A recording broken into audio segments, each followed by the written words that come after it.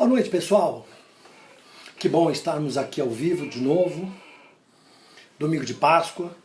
Quero abrir a escritura com vocês, mas sempre lembrando que a gente tem feito aí essa série de Páscoa, de uma semana de Páscoa. A gente falou sobre a morte de Jesus Cristo, né? A preparação da morte dele, a crucificação, a ressurreição. Hoje vamos falar da ressurreição. Vamos abrir as escrituras em 1 Coríntios capítulo 15. 1 Coríntios capítulo 15, versículo 3. Friozinho chegou, inverno chegou, Páscoa. Muitas pessoas às vezes perguntam o que é a Páscoa. A Páscoa para nós cristãos significa ressurreição. O nome da nossa mensagem hoje é o poder da ressurreição. Por que nós cristãos devemos viver esse poder da ressurreição? O que a ressurreição mudou na vida do cristianismo? Muitas pessoas comemoram muito o Natal e pouco a Páscoa, que não é dos coelhinhos, que não é do chocolate, embora possamos comer um chocolatezinho. A Páscoa significa para nós grande evento, ela nos traz grandes benefícios. Vamos ler o que Paulo escreveu sobre a Páscoa, 1 Coríntios capítulo 15, vamos começar no versículo 3, porque primeiramente vos entreguei o que também recebi, que Cristo morreu por nossos pecados, segundo as Escrituras. Cristo morreu por nossos pecados, segundo as Escrituras. Para nós, a Bíblia é a verdade, né? A verdade que nos liberta. E que ele foi sepultado, e que ressuscitou ao terceiro dia, segundo as Escrituras, e que foi visto por Cefas, que é Pedro, e depois por 12. Depois foi visto uma vez por mais de 500 irmãos. Naquela época Paulo fala dos quais vive ainda a maior parte, mas alguns já dormem também. Depois foi visto por Tiago, depois por todos os apóstolos. Por derradeiro de todos, me apareceu também para mim, Paulo, como um aborto, como um abortivo. Pois eu sou o menor dos apóstolos, que não sou digno de ser chamado apóstolo, porque persegui a igreja de Deus. Agora vai lá para o versículo 14. Se Cristo não ressuscitou, logo a nossa pregação também é vã. É vã a nossa pregação e também é vã a nossa fé. Então, se Cristo não ressuscitou, é vã a nossa pregação e também a nossa fé. E assim somos também considerados como falsas testemunhas de Deus, pois testificamos de Deus que ressuscitou a Cristo, do qual, porém, não ressuscitou, se não fosse verdade, né? Se, na verdade, os mortos não ressuscitam. Porque se os mortos não ressuscitam, também Cristo não ressuscitou. E se Cristo não ressuscitou, é vã a nossa fé, a vossa fé. Ainda permanecei nos vossos pecados. Se Cristo não ressuscitou, nós somos falsas testemunhas, a nossa fé é vã, nós não vamos ressuscitar, nós não vamos receber o corpo glorioso, nós não vamos receber a herança eterna, Cristo não é o nosso intercessor. Se ele não ressuscitou, as escrituras são mentirosas, o evangelho não precisaria existir, ele deixaria de existir se Cristo não houvesse ressuscitado. Paulo ainda diz mais um pouquinho aqui. E também os que dormiram em Cristo estão perdidos. Meu pai faleceu há alguns anos, meu tio faleceu há alguns anos, vocês também, a maioria de nós já perdeu parentes, e aqueles que aceitaram Jesus Cristo, se Cristo não ressuscitou, eles também estão perdidos. Nós vamos entender tudo isso. Mas agora, Cristo ressuscitou, essa é a verdade que Paulo afirma, e foi feito primícia dos que dormem. Ele foi o primeiro, a primícia daqueles que dormem, porque ele ressuscitou, ele dormia, ele estava morto, ao terceiro dia ressuscitou, e assim também ressuscitam todos aqueles que morrem em Jesus Cristo. Por isso eu gosto do versículo que diz, aqueles que estão em Cristo, ainda que morram, viverão eternamente. Porque assim como a morte veio por um homem, Adão, também a ressurreição dos mortos veio por um homem. Porque assim como todos morrem em Adão, também todos serão vivificados em Cristo. Mas cada um por sua ordem.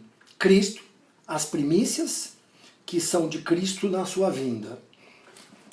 Depois virá o fim, quando tiver entregado o reino ao seu Pai e quando houver aniquilado todo o império, toda a potestade e força. Porque convém que reine até que haja posto todos os inimigos debaixo dos pés. Ora, o último inimigo que há de ser aniquilado é a morte.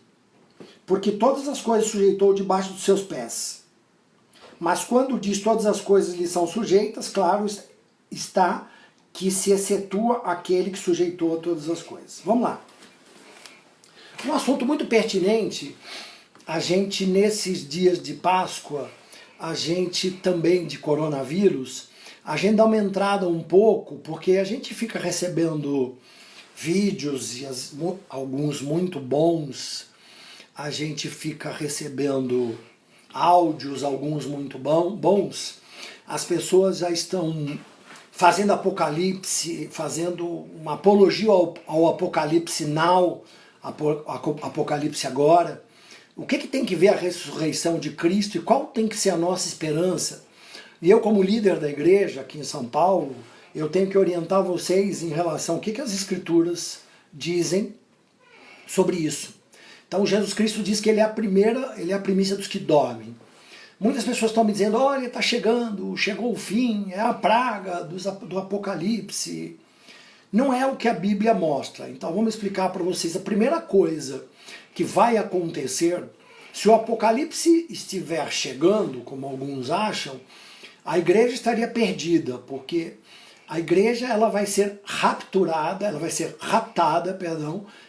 capturada com violência por Jesus Cristo. A Bíblia diz que num piscar de olhos nós vamos ser arrebatados. E que um pouco antes, quase ao mesmo tempo, aqueles que morreram em Cristo, as primícias, também ressuscitarão. E que nós nos encontraremos com Ele nos céus, como igreja gloriosa, e estaremos com Ele para sempre. Então, se nós estivermos vivendo o Apocalipse agora, significa que ninguém foi arrebatado. E aí já haveria um engano nas Escrituras, o que é bem improvável.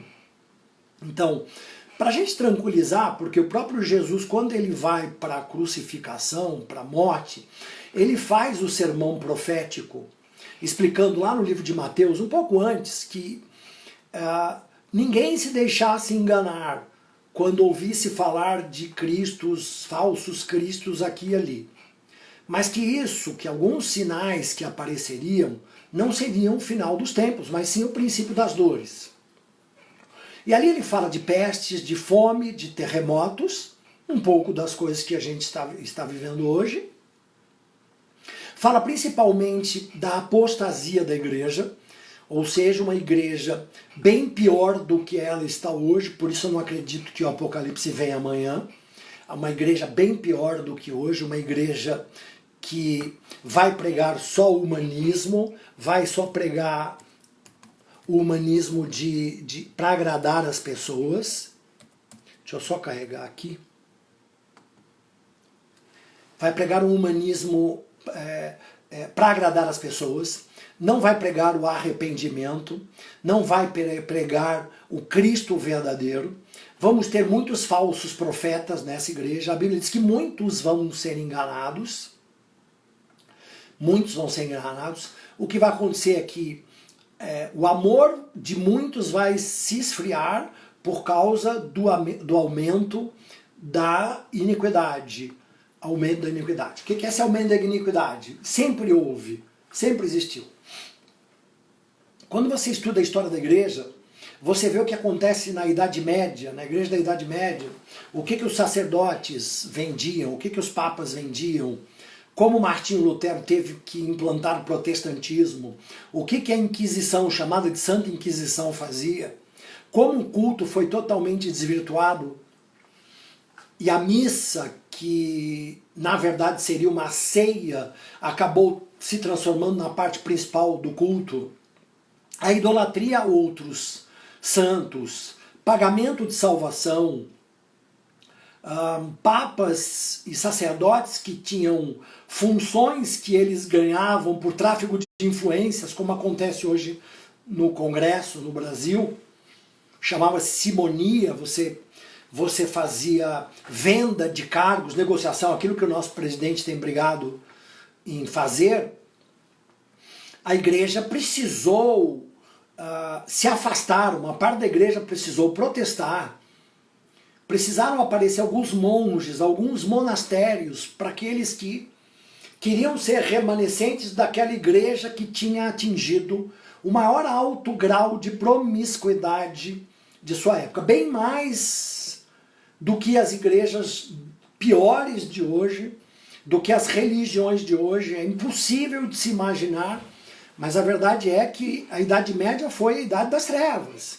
Aí apareceu Lutero, Calvino, Wesley, os avivamentos, a entrada na Inglaterra, a entrada na Suíça, a entrada na França, a vinda para os Estados Unidos pelos irmãos que fundaram a igreja metodista, os irmãos Wesley, mais especificamente não o John, o outro irmão dele, pregaram nos Estados Unidos, as Assembleias de Deus foram fundadas lá, outras batistas, presbiterianas entraram lá, depois vieram para o Brasil, tiveram que se adaptar à cultura do Brasil para implantar as igrejas no Brasil. Então estou dizendo tudo isso porque particularmente eu não acredito que a gente esteja vivendo o Apocalipse. Essa intensificação da iniquidade, da erotização da sociedade, dos falsos profetas que pregam o não sofrimento em seguir Jesus, a valorização do seu ego em detrimento da vontade de Deus, um evangelho que atende às prioridades dos homens e não à prioridade de Deus, um evangelho sem arrependimento, isso tudo a igreja já passou, muito mais forte do que passa hoje, vai passar de novo.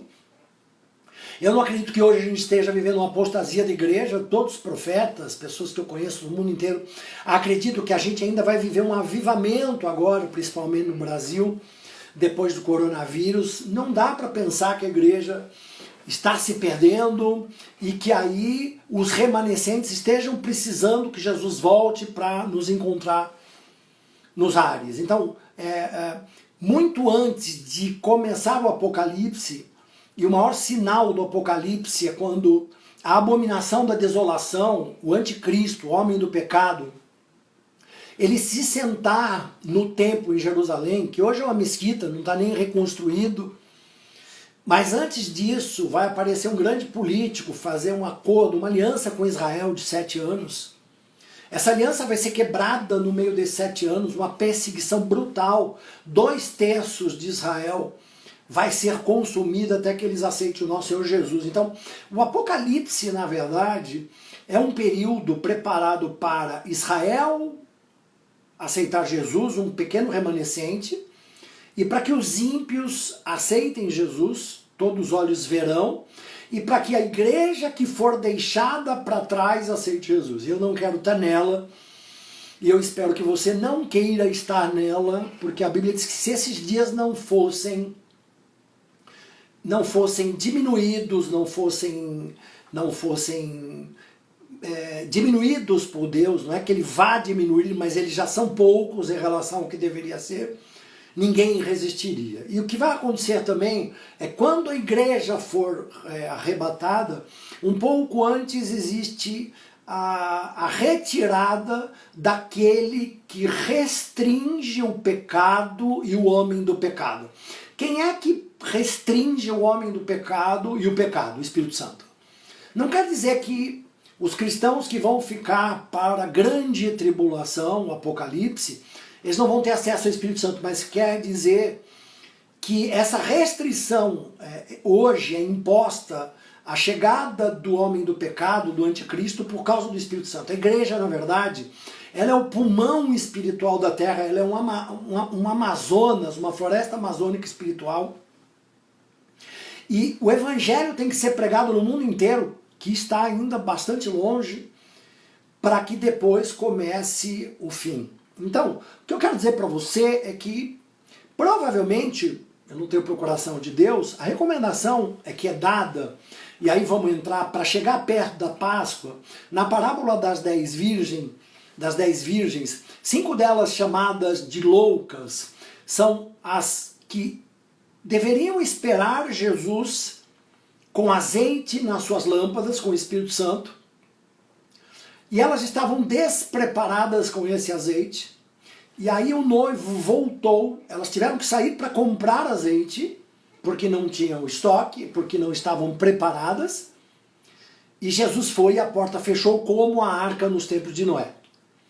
A recomendação para o arrebatamento da igreja é que não há sinais, e que ninguém sabe o dia e a hora. Não há sinais, ninguém sabe o dia e a hora, porque Jesus virá como um ladrão, nem Jesus sabe, nem os anjos, isso pertence a Deus, mas quando Jesus falou sobre isso, ele ainda não estava sentado no céu à direita de Deus. Hoje, pelo que eu creio nas Escrituras, Jesus já sabe. Então, o aconselhamento para a igreja é vigilância. E Jesus fala, vocês vão ser perseguidos. À medida que for chegando o final, muitos vão ser perseguidos por causa da minha palavra, porque eu tirei vocês do mundo, o mundo não ama vocês.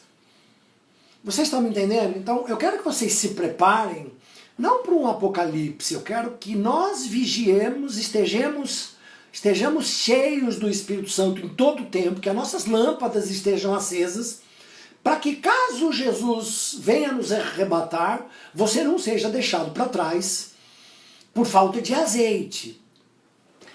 Jesus fez esse sermão profético, e aí ele chega para a Páscoa em Israel, essa Páscoa que é a última Páscoa, onde os sacerdotes não queriam que ele morresse na Páscoa, mas a vontade não é de homens, a vontade é de Deus.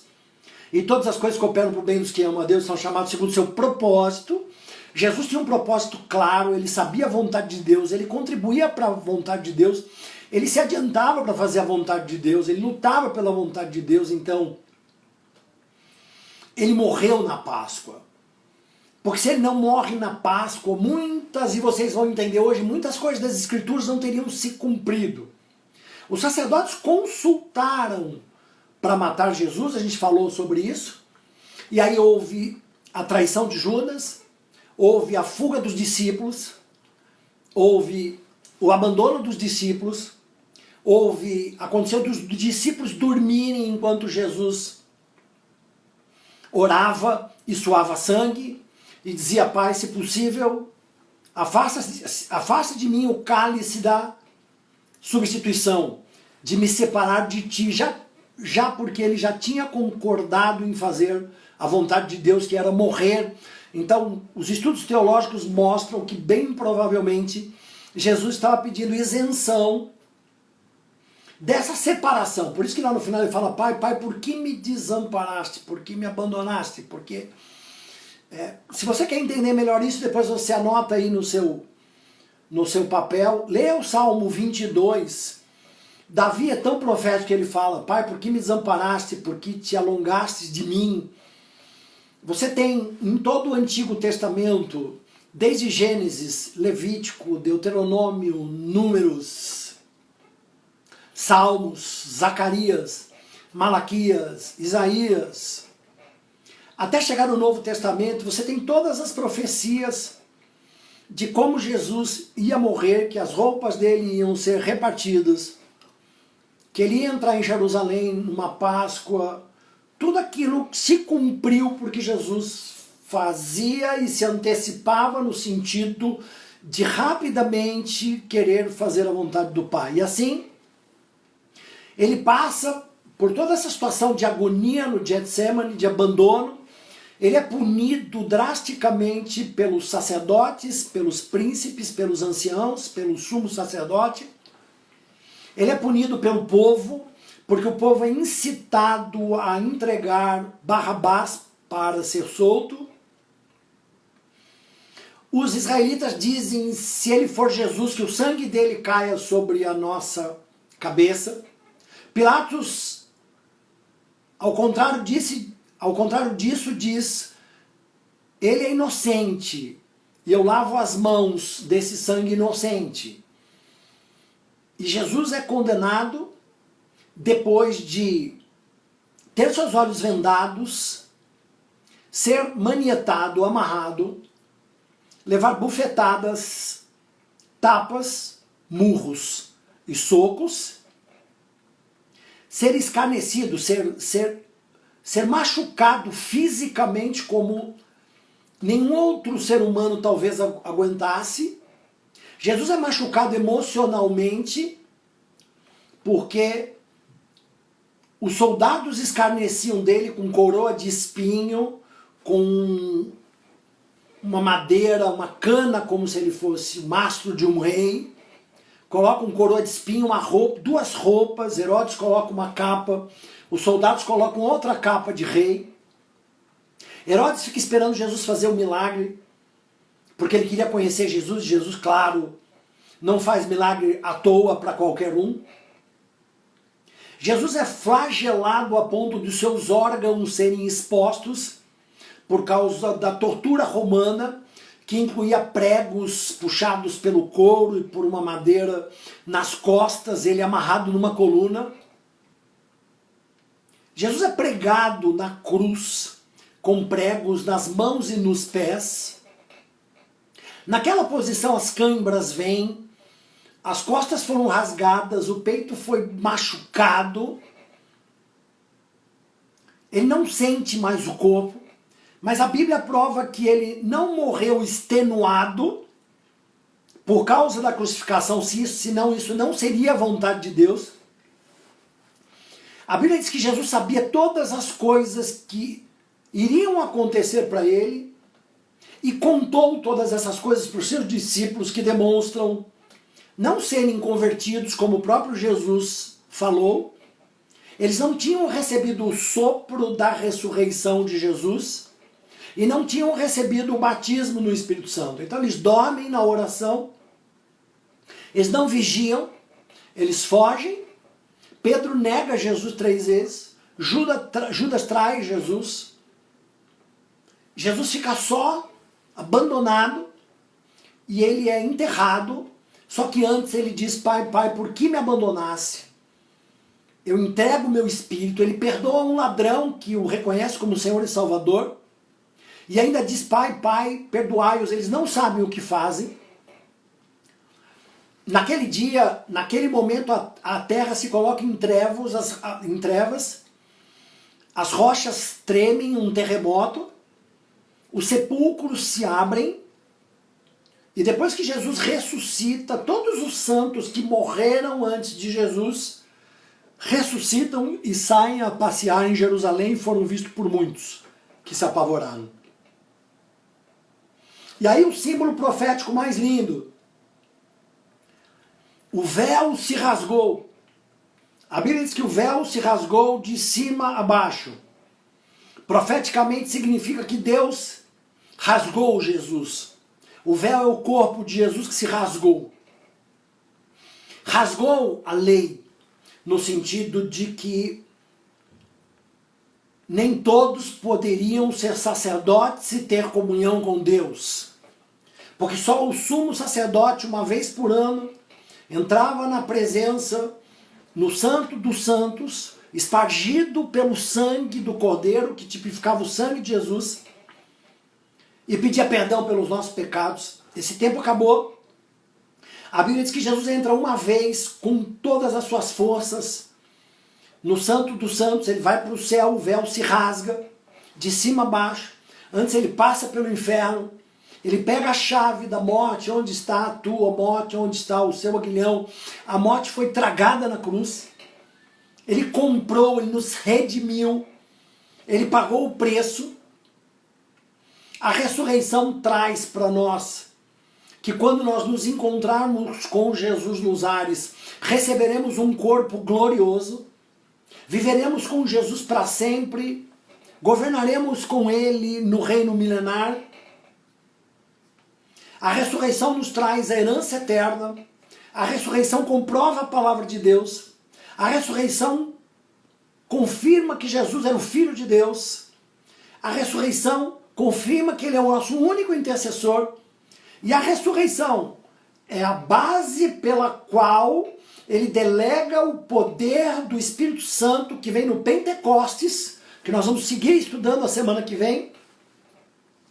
A base daquele poder, vocês fiquem aqui em Jerusalém, não saiam daqui sem receber esse poder do alto, é porque ele queria que os discípulos recebessem esse mesmo poder que ele recebeu quando a pomba desceu sobre ele. E ele teve que encarar o diabo no deserto com jejum de 40 dias.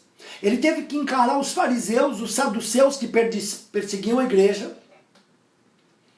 Jesus encarou 3 julgamentos do Estado e 3 julgamentos religiosos. Ele teria que os discípulos teriam que encarar a falsa religião.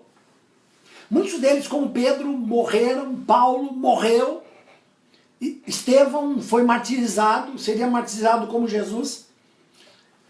E eles não iriam aguentar tomar esse cálice que um dos discípulos pediu, os irmãos pediram para tomar o cálice de Jesus, se eles não recebessem esse poder do alto. Importante que a gente entenda que o corpo de Jesus era para ter sido quebrado, as pernas dele eram para ter sido quebradas. A Bíblia é um livro tão profético, as coisas aconteceram tão do jeito que Jesus falou e que os profetas falam, que o salmista diz que nenhum dos seus ossos foram quebrados. Agora, por que não foram quebrados? Porque por Jesus ter morrido, sido crucificado na Páscoa, por ter sido um sábado o final dessa tortura, os judeus e Israel toda tinha que se preparar para a Páscoa. Eles não tinham tempo de fazer um enterro das pessoas que fossem crucificadas. Apareceu um homem chamado José de Arimateia, junto com Nicodemos, aquele que não entendeu o novo nascimento, o nascimento dos céus. Mas eles eram discípulos de Jesus, e Arimateia, por ser um homem muito influente, ele pediu o corpo de Jesus para Pilatos. Nós precisamos entender que existe um mistério lindo, muito interessante aí, e profético, é que sempre Deus tem alguém influente e poderoso para pedir pelo corpo de Cristo. Ele pede pelo corpo de Cristo porque, no normal, se não fosse aquela Páscoa, se fosse numa semana fora da Páscoa, como os judeus e fariseus queriam na época, todos os ladrões crucificados, e Jesus morreu como um ladrão, eles eram jogados numa vala comum. Eles não tinham direito a enterro público. E aí a escritura não se cumpriria, porque Jesus ia ser enterrado com outras pessoas. E a coisa é tão linda sobre o corpo de Jesus, que por eles terem que tirar o corpo de Jesus muito rapidamente para a preparação da Páscoa, eles não quebram os ossos de Jesus, e José de Arimateia pega um lenço de linho, um lençol de linho, que era o mesmo linho que se embrulhava, que se faziam as vestes dos sacerdotes, mais um ato profético pela roupa. Eles embrulham Jesus nesse lençol, porque se não fosse a Páscoa, iria dar tempo de preparar uma mortalha. Jesus foi como se fosse embalsamado. Lembrem-se da morte de Lázaro, que precisaram soltar as roupas de Lázaro. Quando Jesus mandou tirar a pedra, Jesus pediu para desatar Lázaro. Lembra como os egípcios faziam a mumificação, que eles enrolavam? Claro que eu acredito que seja muito menos do que os egípcios faziam. Jesus estava todo embrulhado num linho, por fitas de linho. E imagino que todo ensanguentado, porque devem ter dado uma limpadinha no corpo de Jesus com as especiarias. Sim, eles limpam para... Mas é impossível ter fechado os ferimentos de Jesus e Jesus ter ficado totalmente limpo. José de Arimateia tinha um túmulo 0 quilômetro, que nunca tinha sido usado. Isso era uma honra extraordinária. E que também estaria uma confusão de dizerem que erraram sobre o túmulo pelo qual Jesus ressuscitou. Ele estava afastado de outros cemitérios, era um horto, um lugar exclusivo onde Jesus foi enterrado. E precisou de vários homens para rolarem a pedra, que era em círculo, muito pesada, sobre a tumba de Jesus, onde ele deitou, pés para um lado, cabeça para o outro, corpo todo com linho e a cabeça embrulhada num outro tecido. Agora vejam vocês, os israelitas, eles prezavam muito pelo luto. O luto em Israel demorava 7 dias, a ponto de os discípulos não terem obedecido e não terem entendido Jesus, que não era para eles terem ficado 7 dias em Israel. Jesus tinha dito para eles, olha, quando eu ressuscitar, no 3º dia, eu encontro com vocês, eu vou na frente de vocês para Galileia. Onde os discípulos estavam? Eles estavam presos no cenáculo, com portas trancafiadas, com fechaduras muito seguras. Enquanto isso, Jesus estava sendo colocado no túmulo, rolaram a pedra. A Bíblia diz que eles selaram a pedra. Tem um outro nome que me fugiu agora. Vou lembrar de lacraram. Tinha um esquema de segurança quando colocaram Jesus lá, de muitos homens, porque eles temiam que os discípulos roubassem o corpo de Jesus para dizer que ele ressuscitou. Então os sacerdotes pediram para Pilatos, muitos soldados, fizeram um esquema de segurança logístico fortíssimo, para ser impossível que alguém entrasse e roubasse o corpo de Jesus. Alguns historiadores mencionam que, como não são cristãos, que o corpo de Jesus poderia ter sido roubado por ladrões, coisa que culturalmente era impossível naquela semana de Páscoa. E os ladrões de cemitério não roubavam corpos. Eles normalmente roubavam pertences e deixavam o corpo. Agora pergunto eu para você. Os judeus suspeitaram e diziam que os apóstolos roubaram o corpo. Se eles tivessem roubado o corpo, eles sairiam pregando com tanta veemência sobre a ressurreição de Jesus? Não. Se eles tivessem roubado o corpo, eles teriam tanta coragem e ousadia para pregar o evangelho? Não. Mais provas maravilhosas da ressurreição de Jesus. Por quê? Eu preciso que muitos de vocês, mais do que creiam nesse fundamento principal que Paulo diz, chamado hoje como poder da ressurreição, que vocês entendam que até o 3º dia as pessoas podiam cuidar do corpo. Os judeus davam muita atenção ao enterro, a um luto. Os discípulos ficaram 7 dias trancados com medo, porque Jesus não tinha soprado o Espírito, nem da regeneração, nem do batismo do Espírito Santo. E aí, as Marias saem para o sepulcro, levando especiarias, para cuidar, para ver o corpo de Jesus. E quando elas aparecem lá, antes de chegar uma pergunta para outra, quem vai tirar a pedra? Quem vai tirar aquela pedra pesada, já que os homens não vieram? E aí um terremoto acontece, um anjo tira aquela pedra e se assenta em cima do lugar onde Jesus estava. Foi depositado, porque na verdade não foi enterrado, ele foi depositado, e foi depositado às pressas, porque quando o corpo dele entrasse em putrefação, 1 ano depois, aí ele seria enterrado oficialmente. Ele foi depositado, ele foi guardado naquele lugar, para não deixar dúvidas da palavra de Deus. O anjo aparece, tira a pedra, e pede para as mulheres, olhem, Jesus não está aqui. Por que vocês estão procurando? por que vocês estão procurando Jesus? Ele não disse para vocês. Por que vocês estão procurando o vivo no meio dos mortos? Ele já não disse para vocês que era para vocês encontrarem com ele na Galileia, que ele ressuscitaria no terceiro dia, que importava que ele fosse crucificado, traído, cuspido, machucado, mas que depois ele ressuscitaria. Ele já não disse isso para vocês? Ele ressuscitou. Voltem, falem para os apóstolos e para Pedro. Uma referência especial para Pedro aí por causa do carinho de Jesus, apesar de Pedro tê-lo negado 3 vezes, ter chorado amargamente.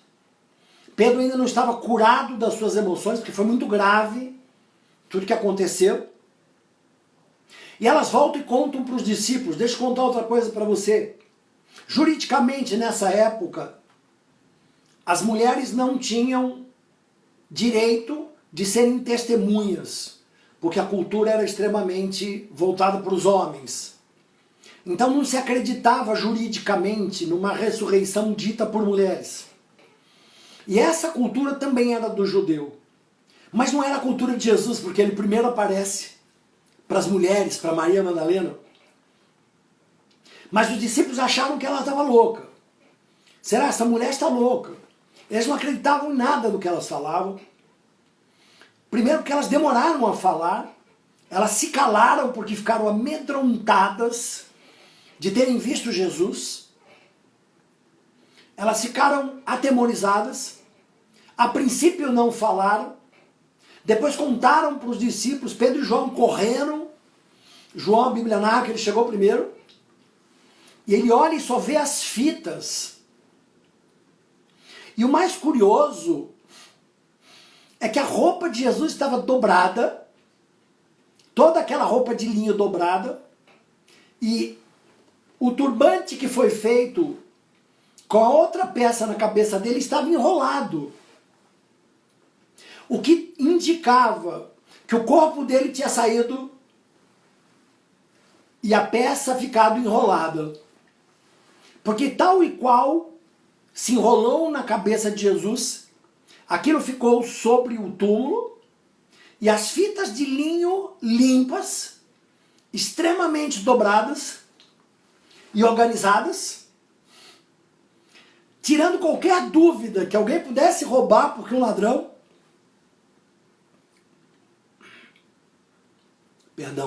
um ladrão jamais faria isso. Ter esse cuidado de dobrar, de arrumar. E aí os discípulos, João diz assim: onde puseram meu Senhor? Onde levaram meu Senhor? Aonde puseram meu Senhor?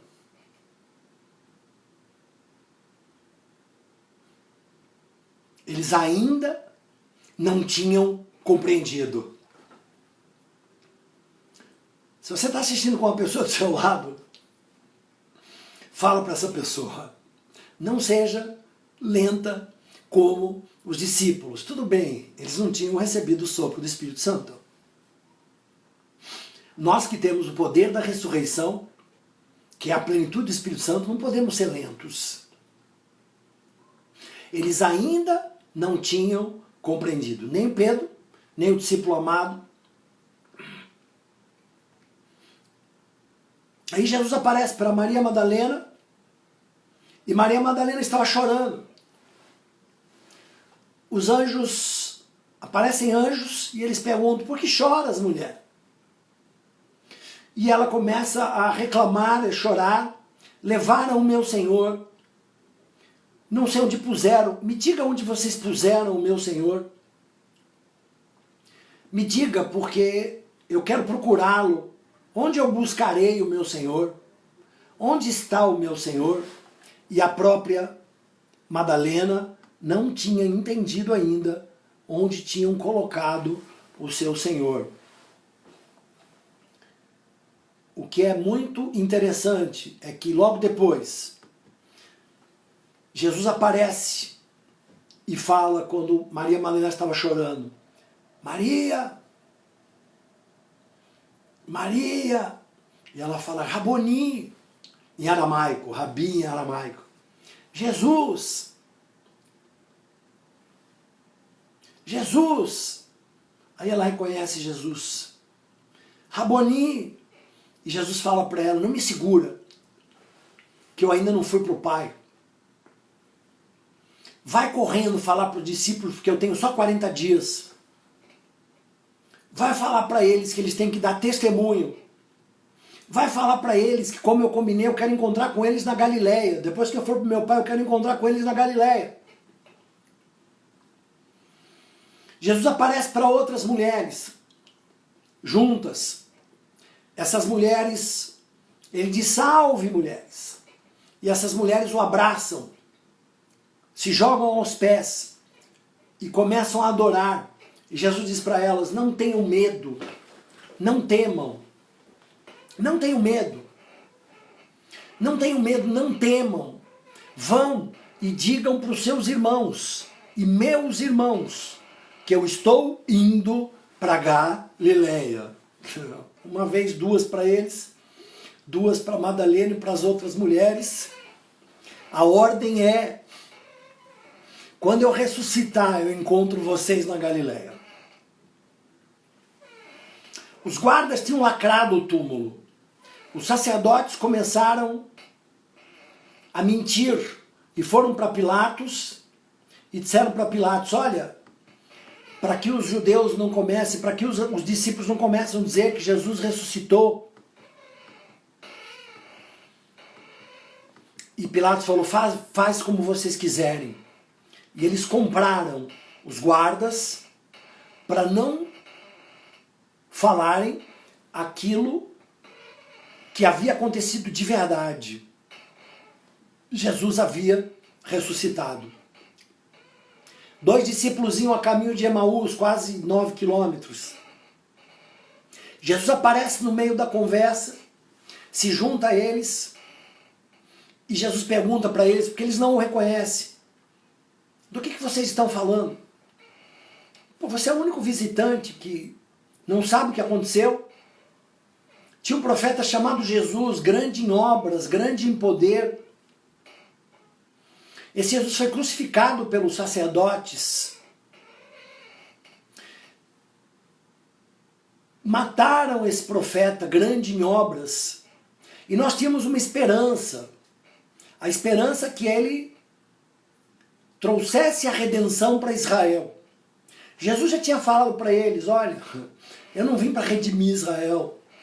Eu não sou um tipo de Davi nesse sentido.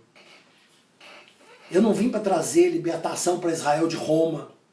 Eu vim para trazer o perdão dos pecados. Eles ainda estavam comentando que eles estavam com esperança que Jesus ia redimir Israel. E Jesus anda com eles e começa a explicar a Bíblia inteira de Moisés, 9 horas, todas as profecias. Quando eles chegam na cidade à noite, eles pedem para Jesus, fica conosco. Eles pedem para Jesus, fica conosco. Dorme aí essa noite. E aí Jesus pega o pão. E quando Jesus começa a dar graças, a Bíblia diz que os olhos deles se abriram. E aí eles perceberam, só que Jesus foi embora. No dia seguinte eles acordam, vão encontrar com os 11 discípulos e com os outros que estavam reunidos. E contam, ouvem a história que Pedro tinha, que Simão tinha encontrado com Jesus. E ficam confiados a contar o que tinha acontecido quando Jesus falou, fez uma ceia, falou sobre o pão. E é impressionante, porque Jesus fala para eles, como vocês custam a me entender, como vocês custam a entender aquilo que os profetas falaram através das Escrituras, daquilo que havia de acontecer para eu entrar na glória. Como vocês custam para esses rapazes a entender. Muitas vezes Jesus está conosco, Muitas vezes Jesus está no nosso meio. Muitas vezes o Espírito Santo está fazendo coisas extraordinárias. E a gente demora para entender. A gente demora para entender. A gente se preocupa com a crucificação, a gente se preocupa com o túmulo, a gente se preocupa com o vírus, a gente se preocupa com a economia, mas a gente demora para entender que tudo isso vai colaborar para que a vontade de Deus seja feita. E a gente fica trancafiado como os discípulos, com medo de tomar atitudes. Claro, temos que ficar trancafiados em função do isolamento médico. Mas o evangelho não pode ficar preso. Os discípulos eram para estar na Galileia. Os discípulos já eram para estar com Jesus. Jesus já ia comissioná-los para pregar o evangelho. Jesus ia já ministrar o Espírito Santo. E eles ainda estavam com medo da morte. Eles ainda estavam não acreditando na ressurreição. Eles ainda andavam com Jesus, tinham Jesus ao seu lado, mas eles não reconheciam Jesus. Jesus entra por essa porta trancada do cenáculo e aparece para Tomé. Porque quando Jesus apareceu para os discípulos, Tomé não estava lá. E disse que não acreditaria, e vocês conhecem a passagem. Jesus pede para que Tomé toque nas feridas dele. Por isso era necessário, né, que isso se cumprisse. E aí Tomé fala, Deus meu. E Jesus fala para ele, agora você crê. Aí Jesus aponta para nós, bem-aventurado aqueles que crerão sem ver. E para penúltima aparição de Jesus, depois que ele aparece para Tomé, uma semana depois, os discípulos estavam esperando o luto acabar de um Jesus que já tinha ressurreto. Eles já estavam 4 dias atrasados, no mínimo, de estar na Galileia. Jesus teve que aparecer para todos eles. Aparecer para Tomé. E aí Jesus aparece para eles no mar de Tiberíades, já um pouco mais perto da Galileia. E Jesus aparece para eles, a Bíblia diz que eles estavam à noite, e Pedro quis ir pescar. E os outros discípulos, 7 discípulos estavam lá em Tiberíades, no mar de Tiberíades. Os outros discípulos disseram, Pedro, nós vamos com você. E a Bíblia diz que eles ficaram a noite inteira com o barco na água e não pescaram nada. E curioso é que a noite é o melhor horário naquelas praias, naquele mar, para se pescar, para eles venderem o peixe de manhã.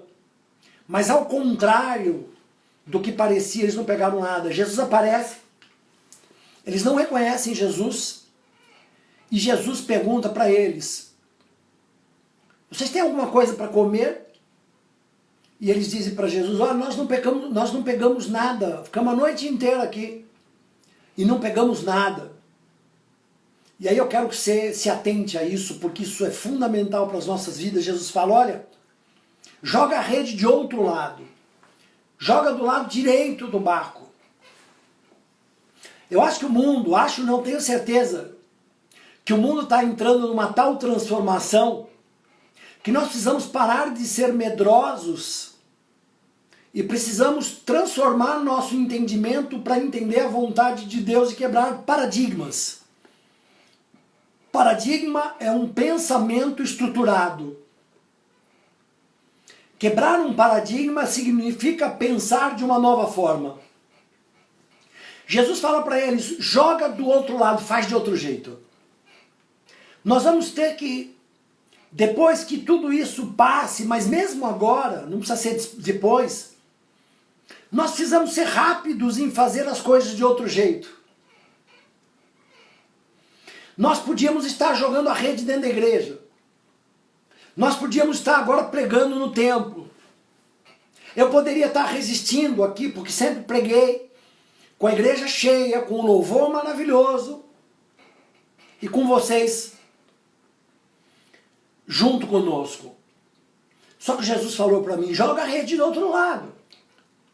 Não resiste. Resiste ao diabo. Não resiste às mudanças que vão acontecer. Nós precisamos entender que tanto na nossa vida profissional, como na nossa vida pessoal, como na nossa vida espiritual, muitas vezes Jesus vai mandar com que a gente mude, fazer com que a gente mude a nossa forma antiga de fazer as coisas. Tem uma coisa que não muda, os céus e a terra passarão, mas a minha palavra não passa. E tudo que aconteceu no passado é profético para o futuro. Eu não sei você, eu já vivi grandes multiplicações maravilhosas da minha vida. Grandes multiplicações de peixes. Eu teria testemunhos aí, pelo menos uns 3 ou 4, de fazer algo diferente daquilo que era para eu ter feito, que era convencional para o meu trabalho, e Deus fala para mim, vai para outro lado. Vai para outro lado. Mas nós somos muitas vezes bitolados, acostumamos a fazer as coisas. Os israelitas, eles mataram Jesus porque eles tinham acostumado com a lei. E eles não enxergaram a Jesus. A Bíblia diz que para Deus derramar vinho novo, nós precisamos nos transformar em odres novos. Que não colocaria remendo novo numa roupa velha, porque estragariam os dois. Nós precisamos nos colocar à disposição de Deus, como Pedro acabou fazendo e os discípulos, e ver em que áreas nós não estamos pescando nada, que estamos trabalhando debalde, em vão. Porque Deus não se agrada disso, Ele é um Deus de suprimento em abundância. E mudarmos a nossa estrutura de pensamento. É tempo de a igreja mudar a estrutura de pensamento. Não mudar a palavra de Deus, mas é tempo de métodos serem reavaliados, estruturas serem reavaliadas. Deus só envia vinho novo quando Ele tem odres novos. Transformem-se pela renovação, deixem-se transformar pela renovação do seu entendimento, para saber qual seja a boa, perfeita e agradável vontade de Deus. Esse é o ponto número 1. Nós precisamos parar de sermos pessoas duras, não versáteis, pessoas difíceis de ser manejadas por Jesus. Os filhos de Deus são aqueles que são dirigidos pelo Espírito Santo. E o Espírito Santo muitas vezes nos conduz ao deserto, como conduziu Jesus. Paulo muitas vezes foi conduzido pelo Espírito Santo para sofrer perseguição. E muitas vezes somos conduzidos pelo Espírito Santo para novos desafios, novos empregos, novas empreitadas. E nós precisamos estar atentos à voz de Deus, à vontade. Precisamos aprender a ouvir a voz de Deus. Deus, Ele fala através de 2 sonhos. Sempre bom 2. Deus fala através de visões proféticas, profecias, palavra de conhecimento, palavra de sabedoria. Principalmente no Novo Testamento, Deus fala através do nosso novo interior, do nosso coração novo, transformado, que é um software, que é um programa que está conectado por gemidos inexprimíveis diretamente aos céus. Não sabemos orar como convém, diz a palavra, mas quando oramos espiritualmente, oramos de acordo com a vontade de Deus. Precisamos ser como Jesus e nos adiantarmos em fazer a vontade de Deus. A Bíblia diz que Ele sabia tudo o que ia acontecer com Ele. Amós 3,7, eu falo para os meus servos, profetas, tudo aquilo que eu vou fazer. Jesus falou tudo para os amigos dele. Inclusive, vão para Galileia. E onde eles estavam? Eles estavam enterrados dentro do cenáculo. Estavam agora pescando numa praia que provavelmente não estava na direção que Deus tinha dado. Estavam com dúvidas do que fazer nesse momento. voltaram às velhas práticas. Mas Jesus, que é misericordioso, longânimo, ele vai à praia e começa a perguntar, vocês têm o que comer? Jesus sabia que eles não tinham o que comer. Eles não tinham reconhecido Jesus, era de manhã. Não deveria ser difícil reconhecer Jesus. Não deveria ser difícil acreditar que ele tinha ressurreto. Eles já tinham tido várias provas, sinais, 5 visitações. Mas eles obedecem, como Pedro falou na outra pescaria do passado. Eu não acredito, Jesus, mas na tua palavra eu vou jogar as redes. Então, obedeça. Ainda que você não creia, procure a palavra de Deus, os propósitos de Deus e obedeça. Jesus e Deus são onipotentes e onipresentes e oniscientes. Jesus é Deus. Deus é onipresente, onipotente, onisciente. Jesus faz o que ele quer, na hora que ele quer, para quem ele quiser, porque todas as coisas são deles, ele é soberano. Ele diz aos peixes aonde os peixes têm que ir, ou ele diz aos discípulos aonde os peixes estão. Se você tem desígnios, eu gosto mais do que sonhos e planos. Se você já entendeu para o que você foi designado, comece a entender onde Deus está te mandando jogar as redes. Não seja duro, como Jesus falou para os discípulos de Emaús, como vocês são difíceis de entender. Deus, durante todo o Antigo Testamento, falava para o povo de Israel, vocês são um povo de dura serviço. Eles tinham dificuldade de entender os próprios profetas. Simão, quando Jesus perguntou para ele, joga a rede do outro lado. A rede se encheu de muitos peixes. A Bíblia diz que a rede ficou cheia e pesada. Quando Deus te der a bênção, vai ser tão abundante. Dai, ser-vos-á dado, boa medida, recalcada, sacudida, transbordante, porque com a medida que você medir, assim vos medirão, que você vai ter para dividir com irmãos. Essa bênção não é só para um normalmente. Normalmente esses barcos, todos eles receberam 153 peixes, muito mais do que eles poderiam comer ou precisar. Eles estavam com fome. Tinha 7 discípulos para comer 153 peixes. Muito mais do que Deus faz abundantemente mais do que pedimos, pensamos e imaginamos pelo poder dele, pelo poder que opera em nós. Eles contaram, e por que eles contaram 153? Imagina você pegando os peixinhos lá na praia e contando. Porque era tão absurda a quantidade que eles quiseram contar para deixar relatado o quanto era essa quantidade de peixes. Então, uma coisa bem importante é, Deus é soberano. Aprenda a obedecer a Deus e plantar e jogar conforme a palavra dele. Número 3, tudo que Deus faz é abundante, é milagroso, é algo que nós não podemos fazer. E se os sonhos de Deus são fáceis de ser alcançados para nós, é porque não são de Deus. Nós dependemos dele. Número 4, é para vários irmãos. Essas bênçãos normalmente vêm juntas. Ele mudou a cabeça dos discípulos. A rede não rompeu. Eles sabiam que era o Senhor, mas não tinham coragem de perguntar, já estavam envergonhados. E Jesus já estava sentado com pão e com peixe frito. Curioso que eles não tinham levado peixe para Jesus. Presta atenção, o texto diz que Jesus estava esperando eles com pão, o anfitrião é que deveria servir o pão, e com peixes fritos, na brasa.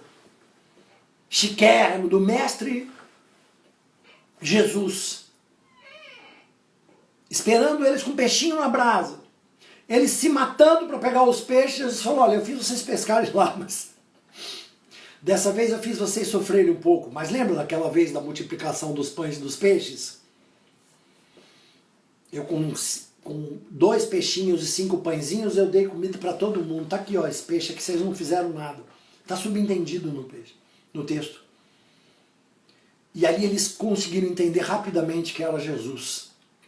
E Jesus fala para Pedro, Pedro, tu me amas? Tu me amas, Pedro?